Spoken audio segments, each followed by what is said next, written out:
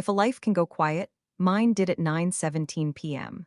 The minute the last candle sank into itself and the room admitted I'd been celebrating alone. My name is Arya, and on our 15th anniversary, my husband Rowan texted a thumbs up emoji to a message I never sent. That was the kind of conversation we had now, shortcuts around the person we used to be brave enough to meet. I wore the dress from the night he proposed, because memory is stubborn and silk can still pretend to be destiny, but the oven timer ticked like it was counting the miles between us. On the table, charred rosemary chickens, a bottle of Bordeaux with dust I'd mistaken for occasion, and a note I didn't have the courage to read out loud. To the love we promised, not the silence we learned. At 9:31, the door opened. Rowan walked in with the glow of a phone reflected in his glasses, like a small screen had replaced the moon. "Big pitch tomorrow," he said, kissing the air somewhere near my hairline. "It's our anniversary," I said, steady as a stage direction. He blinked, then smiled in the way people do when they hope a joke will arrive to save them. It didn't. "Rain check," he offered, like love is a reservation at a restaurant that will always have a table for two. I watched him climb the stairs with the slow dignity of a parade for the living and the tired. Then I picked up my keys, my breath, and what was left of my pride.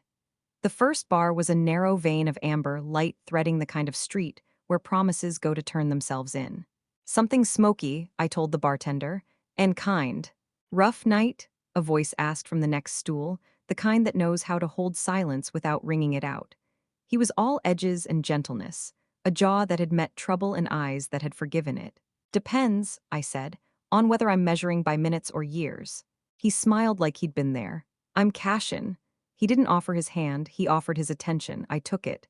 "Arya," I said, and the syllables sounded younger than I felt. We talked about nothing that was actually everything. Childhood houses with slanted floors, the exact color of dawn above a lonely city, the way certain songs rearrange the room. When he brushed a curl from my cheek and said, "You look like someone who's been auditioning for her own life," I did the rash, honest thing. I kissed the stranger who saw me. The world tipped, corrected, and kept turning, only now it had a seam I could put my fingers through. Morning ripped in like a landlord. On the hotel nightstand, a napkin with 4 words. "You deserve better silences." See, I hid the napkin in my wallet like contraband joy. At home, the house smelled like rosemary and apology. Rowan sipped black coffee and scrolled through a future I was not invited to narrate. "Morning," he said, like punctuation could replace presence. I tried to fold the night into the tiny drawer labeled mistakes I will never open again, but fate prefers cabinets without doors. That afternoon, Rowan straightened his tie in the hall mirror, the one that once reflected us learning how to share a face. "We've got a make-or-break investor coming," he said, starch crisp in his voice. I invited him to dinner, thought it would help. "What's his name?" I asked, as if I weren't already an earthquake in waiting. "Cashin Voss," he said. The room went very still. By 7, the table looked like an apology I'd prepped in advance. When the doorbell rang, my heartbeat turned into a tapping at the ribs. I opened the door to find Cashin in a navy suit that fit like the word inevitable. "Arya," he said, voice formal but eyes soft with recognition. "Mrs. Hale," he corrected a heartbeat later, as if etiquette could repair a chasm. Rowan appeared with a practiced grin and a pitch deck smile. "Mr. Voss, what an honor." He didn't see the storm he'd invited in. Or maybe he lived in storms and called it weather. Dinner was civil in the way courtrooms are, knives set to the right of plates and truth set to the left of courage. After, Cashin asked to see our rooftop, Rowan's monument to a man who likes to feel taller than his problems. On the roof, city lights performed their old trick of making hope look cheap and reachable. "Why are you here?" I asked. "Because I meant what I said," he answered, then added, "and because my company is considering your husband's firm." "So this is a test," I said. "Of who?" He paused. "Of me. Then, of the story I tell myself about the kind of man I am." We stood with a polite distance any honest person could live inside. "What did I walk into?" I asked quietly. Cashin's jaw flexed where truth lives. "History," he said. "Your husband closed on a deal years ago that gutted a wing of my family's business. Legal, shrewd, unforgivable to men who mistake inheritance for identity. You showed up to make it even," I said. At first, he looked up at the indifferent stars. "Then I met you. We tried to quit each other because we were not idiots. We failed because we were not robots."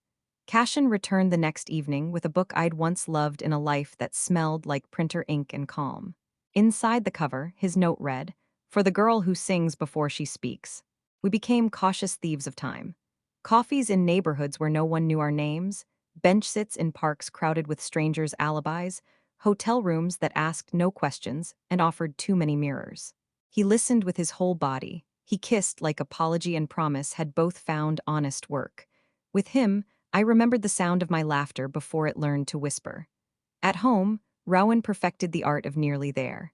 Nearly on time, nearly kind, nearly awake to the fact that he was slowly packing a suitcase that held our vows and walking them into another room. He wasn't cruel. He was efficient. Turns out the opposite of love isn't hate, it's optimization.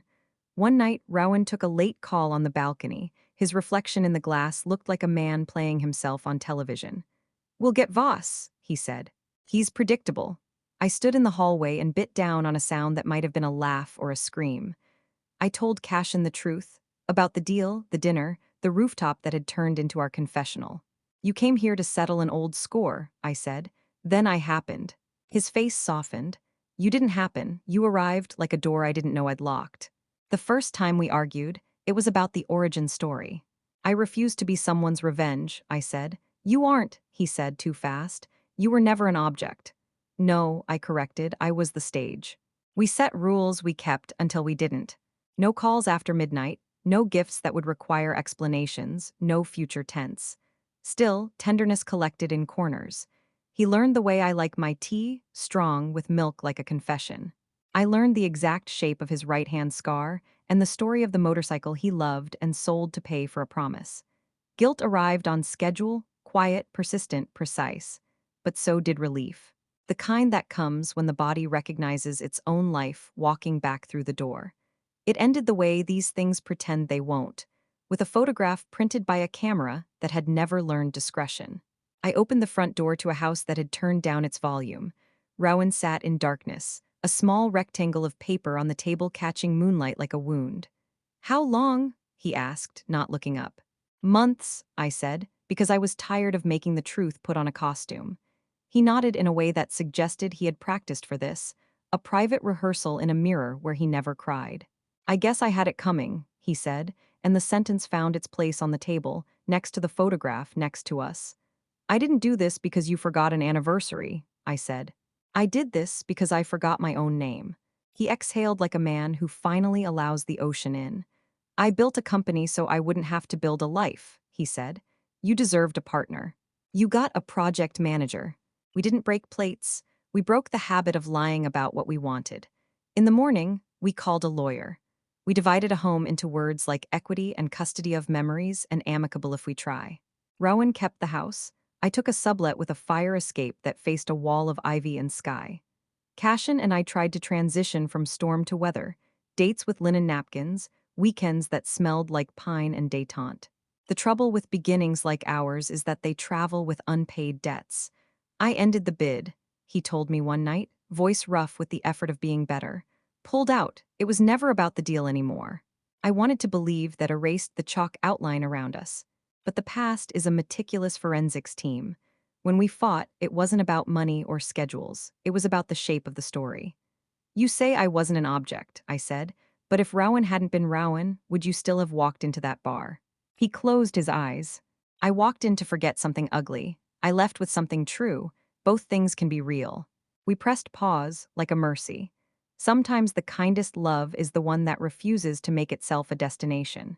Starting over looked less like fireworks and more like receipts. Rent, a second-hand desk, a plant I named Ruby because she survived everything. I took a job teaching creative writing at a community studio with peeling paint and 1,000 stories hanging from the rafters. The teenagers there were ruthless in their honesty. "When did you first decide to get small?" one asked, pen poised like a scalpel. I shrugged and told the truth. "When I thought shrinking was how you earned safety."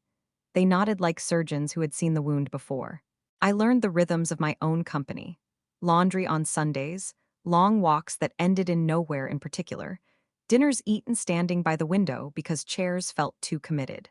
Sometimes Cashin stood across the street, his hands in his pockets, as if waiting for a train neither of us had checked the schedule for. Sometimes I waved. Sometimes I let the evening choose silence. We met after months of deliberate distance. He'd cut his hair, I'd cut my apologies. I wrote the letter, he said, to Rowan, the kind that hurts your throat to write. What did it say? That revenge makes terrible architecture. That I confused inheritance with entitlement. That you were never an address to forward my anger to. We didn't kiss. We walked the length of the river as it rehearsed infinity against the same stubborn banks. I went home and underlined a sentence in the book he'd given me. The body keeps a ledger of its disappearances. Below it, I wrote, I'm paid up. Rowan sent a text the day the divorce finalized. I hope you find a room that says your name out loud. I typed and deleted 100 replies. Finally, I wrote, I already did. On the night of the studio's first reading, the room filled with people who had learned to live without applause and came anyway. I read a piece called How to Stay. When you forget yourself, it began, leave a light on in the kitchen and a glass of water by the bed. The woman who returns will be thirsty. The audience laughed the way people do when they recognize their own furniture. After Cashin approached with 2 coffees and no agenda, I'm not here to claim anything, he said, just to witness. Witnesses are for vows, I said, but smiled because standing beside someone without a plan is its own kind of courage. We walked to my building. He didn't ask to come up. I didn't offer. We lingered in the soft ache of a future neither of us named. Inside, the apartment was small and absolute.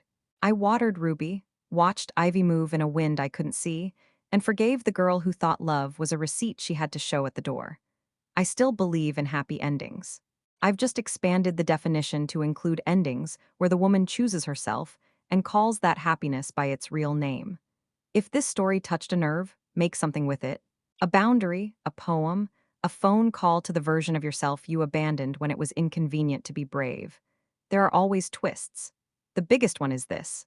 The person who leaves and the person who stays can be the same person if she finally learns to keep her own company without apology.